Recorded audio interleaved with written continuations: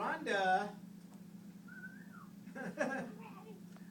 Hi, please welcome Rhonda.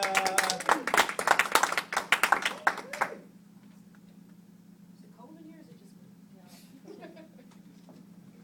All right, everybody's doing good. Doing good. So if you're like me, have you ever been home late at night drinking? Eating that last pizza, and you drop it on the floor. And you think to yourself, damn, I wish I was a better housekeeper. I think I'd eat that. But then you keep drinking and you realize, what the hell, vodka kills germs. Or is, again, that just me? Because, I mean, I'm the kind of girl that late at night might decide I want just a little more wine, but alas, the box is empty. So I have to go to the cabinet, and of course I grab the wine bottle with the screw lid. Best invention ever, because it doesn't require the commitment of opening a whole new bottle of wine. You're just twisting the lid off. So imagine my surprise when my girlfriend called me to ask me to be the godmother to her soon-to-be-born second child. Now, this is my girlfriend from college who has gotten drunk at a Halloween party wearing her Daisy Dukes and cowboy boots, kicked a pumpkin into Mindy Hall's head. And I'm not sure who was more surprised, Mindy or the jack-o'-lantern. But this is the girlfriend who wants me to be the godmother to her second-born. And notice I said second-born, because apparently the novelty wears off after that first one. She's no longer buying the special detergent to wash their clothes or boiling the pacifier when it hits the ground. You just kind of pick it up, rub it off, or maybe even dunk it in that oversized tumbler of rum and Coke you've started drinking on a regular basis to celebrate the joys of parenthood.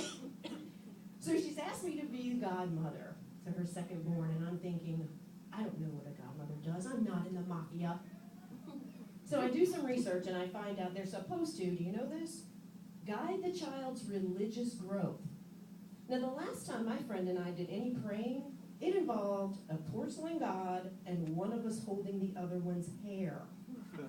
So I'm trying to decide, have pregnancy hormones made her go batshit crazy that she is going to ask her drunk, agnostic divorce friend for religious guidance of the fruit of her loins?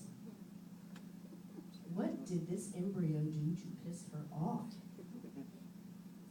So this kid ends up with things like crawfish-flavored potato chips when I was living in New Orleans, or a preserved alligator head that I found in the ditch after a Mardi Gras parade. Oh, look at here. Alligator head. Just dip that in my hurricane, it'll be good to go.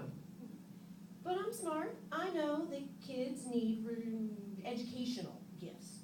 So I get an almanac of animals, and I send it to the mom, of course, with a note inside that says, hey, I sanitize the teeth, but you might want to make sure your kids have had their tetanus shots or their rabies shots or whatever the hell they're supposed to get. I don't know.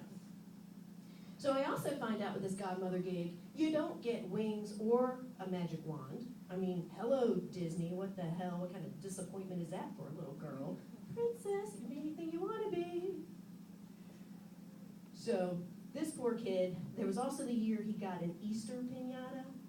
Yeah, that's what happens when you realize you've forgotten to get anything for Easter and you have to go shopping in your attic. And you don't want to forget Easter for Catholics, because that's almost as important as Christmas is for Christians. Just let that sink in. So recently I did send this kid some candy cigarettes. I mean, that's a great politically correct gift for a kid. I mean, for an 8-year-old, am I right?